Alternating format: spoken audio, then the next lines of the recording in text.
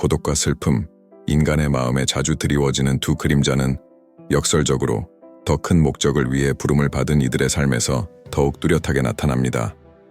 때로는 이러한 감정들이 숨겨진 목적을 가진 것처럼 보이기도 합니다. 마치 그것들이 무엇인가 초월적인 것과 연결되어 있는 듯합니다. 선택된 자들, 즉 선택된 자들에 있어 이러한 공허함과 우울함의 순간들은 단순히 인간의 여정의 일환일 뿐만 아니라 우리가 삶에 대해 더 깊은 이해에 가까워지도록 하는 요소들입니다. 마치 영적인 부름이 고독을 동반하는 것처럼 빛의 길이 오직 선택된 자들만이 걸을 수 있는 메마르고 외로운 길인 듯 보입니다. 우리가 시작하기에 앞서 작은 부탁을 드리고자 합니다. 만약 여러분이 이 채널에서 공유되는 콘텐츠를 좋아하신다면 채널을 지원하고 회원이 되어주세요. 여러분의 지원은 오늘의 주제처럼 심오하고 의미 있는 주제를 계속 다룰 수 있게 도와줍니다.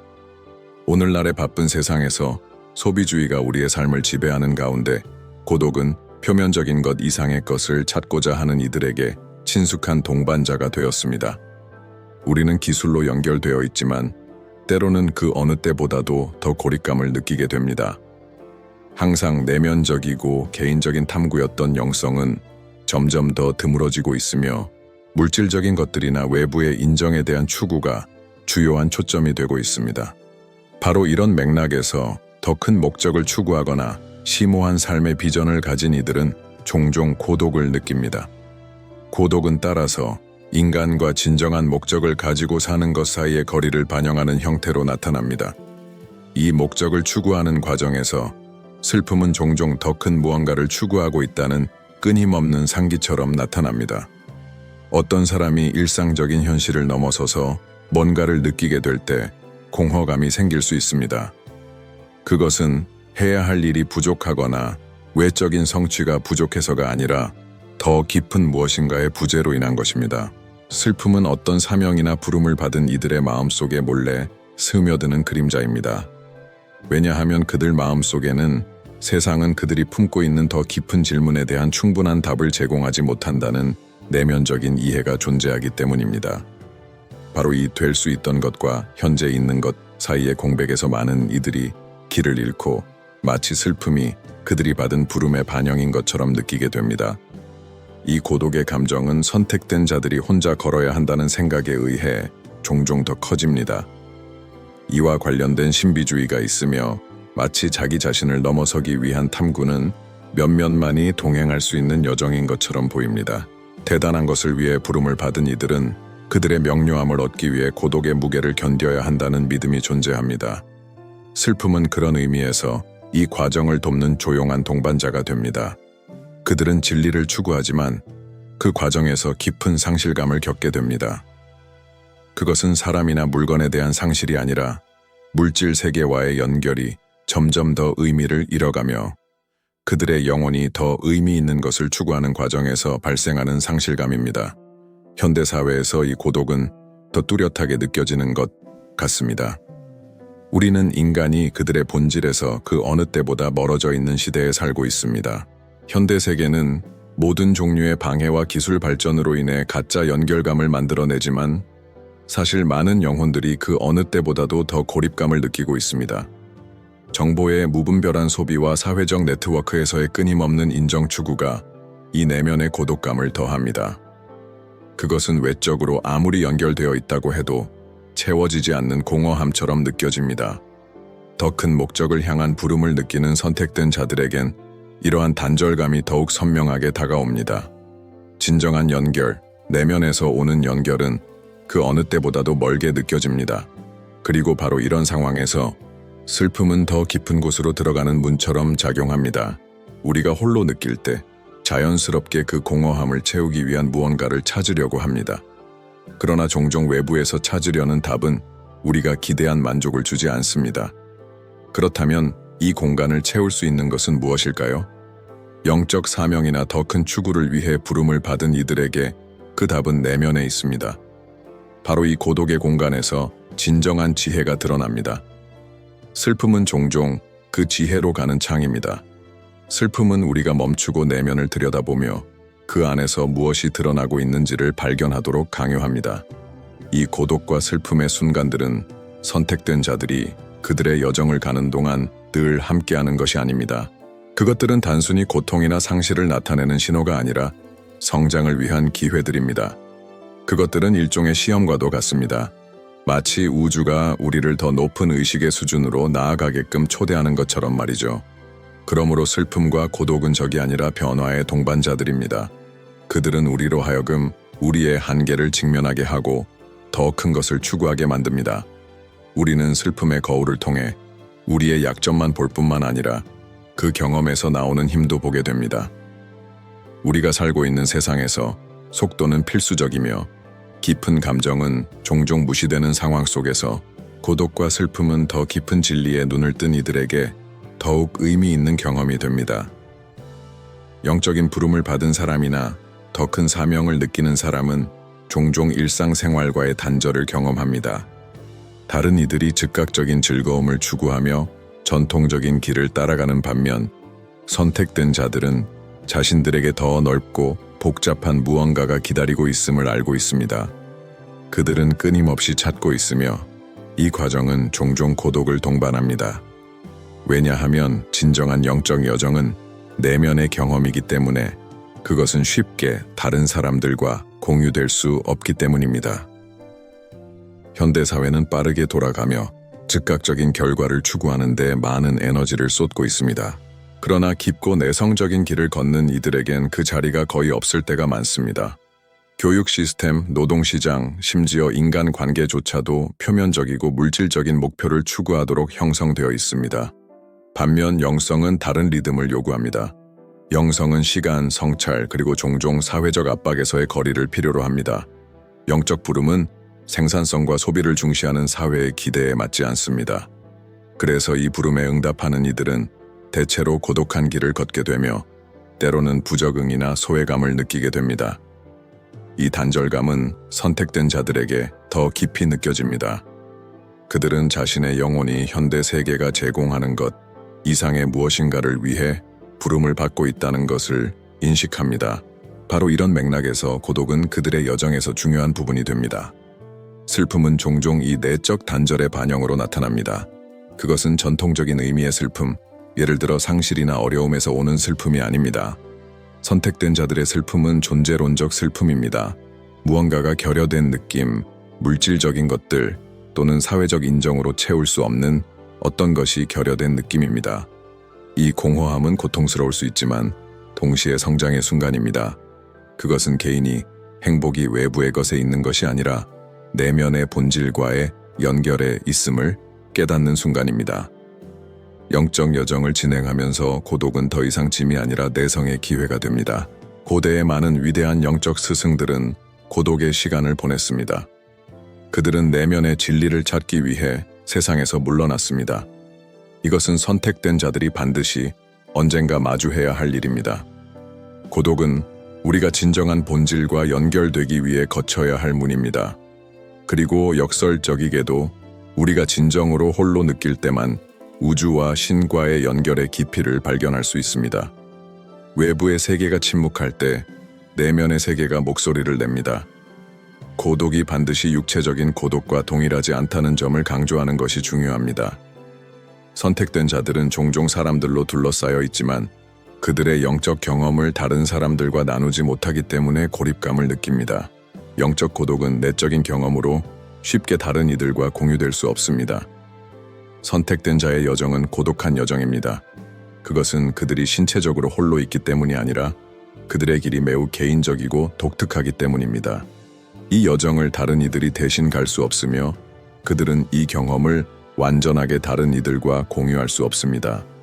그것은 존재의 깊이에서 나오는 고독으로 찾고 있는 것이 말로 표현할 수 있는 것 이상임을 깨닫는 데서 옵니다. 슬픔은 고독의 메아리입니다. 그것은 외부에서 오는 힘이 아니라 무언가가 여전히 불완전하다는 내면적인 느낌에서 옵니다. 그것은 삶의 의미를 찾고 존재 뒤에 있는 더 큰 목적을 이해하려는 깊은 갈망입니다. 선택된 자들에게 슬픔은 동반자가 됩니다. 왜냐하면 그것은 그들로 하여금 내면을 들여다보고 진정으로 중요한 것이 무엇인지 성찰하게 만듭니다. 그것은 일시적인 슬픔이 아니라 영원히 더 깊은 것을 찾고 있다는 느낌이 들 때 나타나는 슬픔입니다. 이 슬픔은 우리를 자아 인식의 여정으로 밀어넣고 우리가 무엇인지, 이 세상에서 우리가 수행하는 역할에 대한 이해를 돕습니다. 슬픔과 고독은 영적 성장과 변형의 자연스러운 주기에서 중요한 부분이라는 점도 강조해야 합니다. 우리가 슬픔과 고독을 느끼도록 허용할 때 우리는 변화를 일으킬 수 있습니다. 땅속에서 자라기 위해 어둠을 통과해야 하는 씨앗처럼 영혼도 고독과 슬픔을 통해 완전한 잠재력에 도달해야 합니다. 우리의 영적 여정에서 각자는 공허함과 단절의 순간들을 겪게 될 것입니다. 그러나 이러한 순간들은 우리가 다가올 것에 대해 준비될 수 있도록 돕습니다. 그것들은 우리를 형성하고 강화하며 진정한 본질에 따라 살 수 있는 능력을 부여합니다. 과거에는 선택된 자들이나 영적으로 고양된 자들이 많은 존경과 경외를 받았습니다. 그들은 종종 지혜자나 스승, 예언자라고 불렸습니다. 그러나 그들이 걸어온 길은 쉽지 않았습니다. 그들 또한 고독과 슬픔을 그들의 여정의 일환으로 겪었습니다. 그들 중 많은 이들이 겪은 고통은 단지 육체적인 것이 아니라 감정적이고 영적인 것이었습니다. 그들은 더 큰 목적을 위해 부름을 받았지만 고독과 슬픔의 무게를 자신의 사명으로서 짊어져야 했습니다. 오늘날 우리는 많은 면에서 삶의 영적 측면과 연결이 끊어진 사회에서 살고 있습니다. 물질적 성공을 추구하는 것이 종종 의미와 목적을 추구하는 것보다 우선시됩니다. 이런 맥락에서 영적 부름을 느끼는 이들은 소외감을 느낄 수 있습니다. 그들에게 고독은 현대 세계와의 단절을 반영하는 것입니다.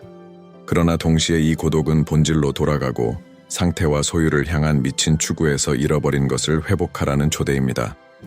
선택된 자는 고독과 슬픔을 겪으며 세상이 부여한 한계를 넘어 자신의 내면에서 진정한 평화를 찾으라는 도전에 직면합니다. 따라서 슬픔은 장애물로 보아서는 안 됩니다. 그것은 더 깊은 영적 깨달음을 위한 기회입니다. 그것은 우리를 정화하는 불꽃이며 우리를 변형시키는 불입니다. 우리가 슬픔과 고독을 온전히 느끼도록 허락할 때 우리는 성장할 수 있습니다. 이러한 감정들은 우리가 더 진정성 있게 살도록 가르쳐주고 더 깊은 의미를 찾도록 도와주며 우리의 신성한 본질과 재연결할 수 있도록 합니다.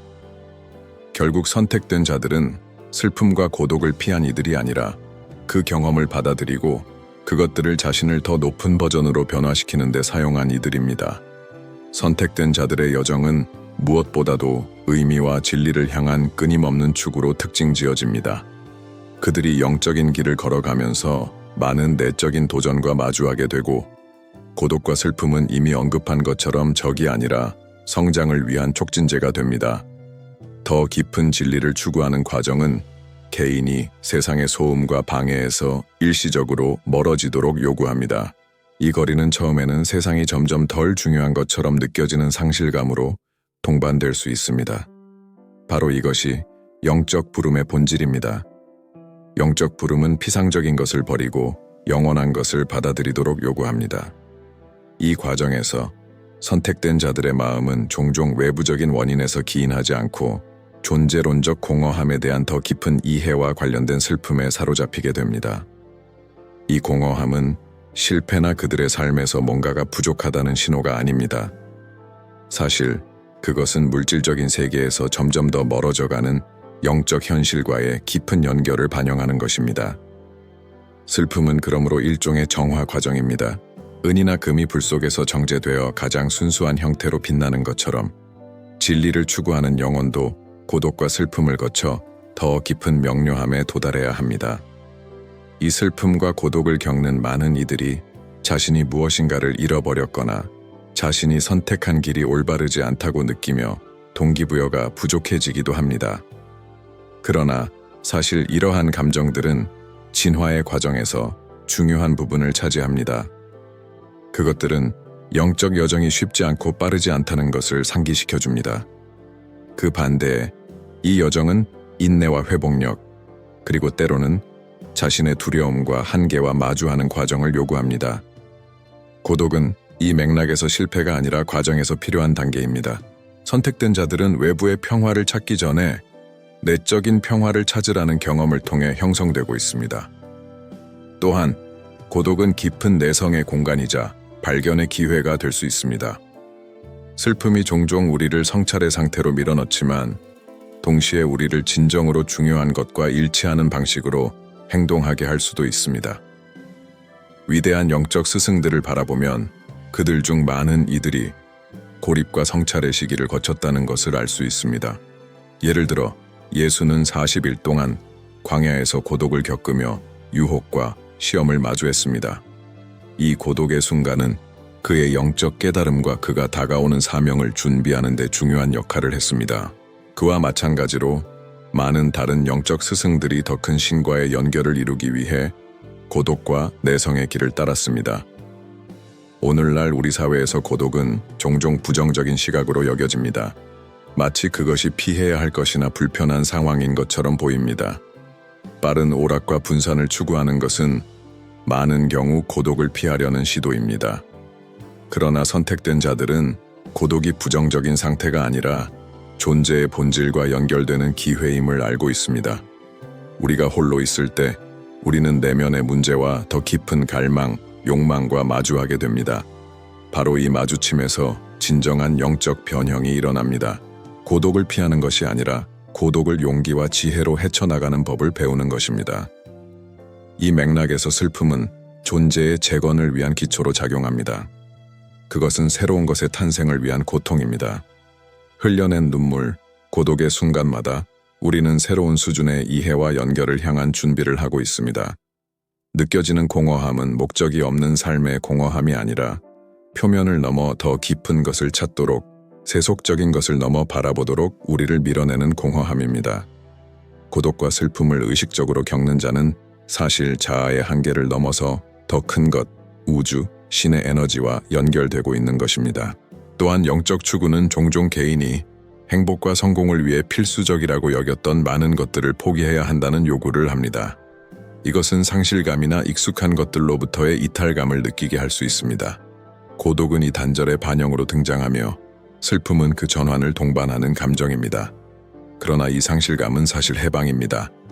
물질 세계의 환상을 버림으로써 선택된 자는 더 깊고 지속적인 무언가를 위한 공간을 여는 것입니다. 그것은 정화의 과정으로 삶의 표면적인 층을 벗겨내어 존재의 본질을 드러내는 과정입니다. 결국 고독과 슬픔은 선택된 자의 길에 있어 필수적입니다. 그것들은 처벌이나 장애물이 아니라 진리를 향한 문들입니다. 고독의 각 순간은 신과 연결될 기회이며 우리를 더 큰 목적으로 인도하는 내면의 목소리를 들을 기회입니다. 슬픔의 각 순간은 내면에서 더 깊은 것을 찾고 더 덮는 것을 초월하고 영원한 것을 포용하는 초대입니다. 영적 여정은 쉽지 않지만 그것은 걸을 가치가 있는 여정입니다. 그것은 우리를 변화시키고 자유롭게 하며 진정한 자아를 실현하는 길로 인도합니다. 따라서 만약 여러분이 고독이나 슬픔의 순간을 겪고 있다면 혼자가 아니라고 알아두세요. 이러한 감정들은 여러분이 더 크고 깊은 것을 추구하고 있다는 반영입니다. 그것들은 여러분의 영적 성장에 필요합니다. 이 순간들을 받아들이고 이해함으로써 여러분은 자신이 부름받은 목적에 점점 더 가까워지고 있습니다. 고독과 슬픔을 받아들임으로써 여러분은 역설적으로 우리의 영적 본질을 찾을 때 나타나는 진정한 기쁨과 평화에 연결되고 있습니다. 그리하여 선택된 자들은 여정을 계속합니다. 고독과 슬픔의 그림자를 마주하며 그들의 마음속 깊은 곳에 있는 빛을 향해 계속 걸어갑니다. 고독 속에서 내딛는 각 걸음은 완전함을 향한 걸음이며 흘린 눈물은 변화의 눈물입니다. 그들은 여정이 길다는 것을 알지만 그 끝에서 진정한 신과의 연결, 더 큰 목적이 그들을 기다리고 있음을 알기에 두려워하지 않습니다. 여정이 끝날 때 그들은 더 이상 홀로 있지 않을 것입니다. 왜냐하면 그들은 모든 것, 우주, 영원한 진리와의 하나됨을 찾았기 때문입니다.